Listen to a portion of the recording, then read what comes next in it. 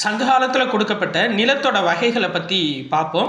So வேளாண் வகை அப்படின்ற நிலங்கள் யாருக்காக கொடுக்கப்பட்டது அப்படின்னா பிராமணர் அல்லாத உடைமையாளர்களுக்கு சொந்தமான நிலங்கள். சரிங்களா? அப்போது வேளாண் செய்யக்கூடிய நிலங்கள் எல்லாமே பிராமணர் அல்லாதோருக்கு சொந்தமான நிலங்கள் அப்படின்னு ஞாபகம் வச்சுக்கோங்க. வேளாண் வகை அப்படின்றது பிராமணர் அல்லாத உடைமையாளர்களுக்கு சொந்தமான நிலங்கள். அடுத்து பாருங்க, பிரம்மதேயம் அப்படின்றது பிராமணர்களுக்கு கொடையாக வழங்கப்பட்ட நிலங்கள்ப்பா.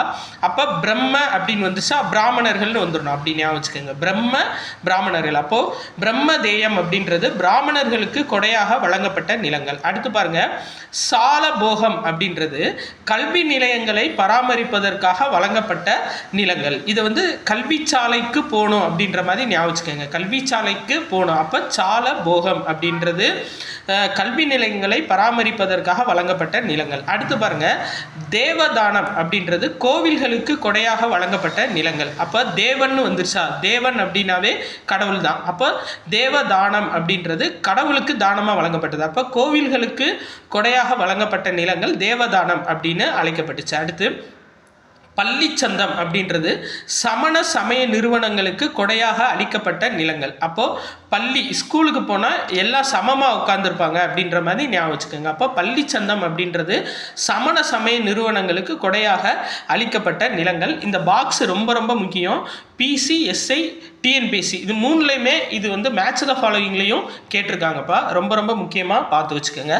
அதே மாதிரி இந்த அப்படியே சேர்த்தாப்பில் பார்த்தலாம். என்ன அப்படின்னா 3 கோவில்கள், தஞ்சை பெரிய கோயில், கங்கை கொண்ட சோழபுரம், தாராசுரம் கோவில். சரிங்களா? தஞ்சை பெரிய கோயில் முதலாம் ராஜராஜ சோழன் கட்டினது.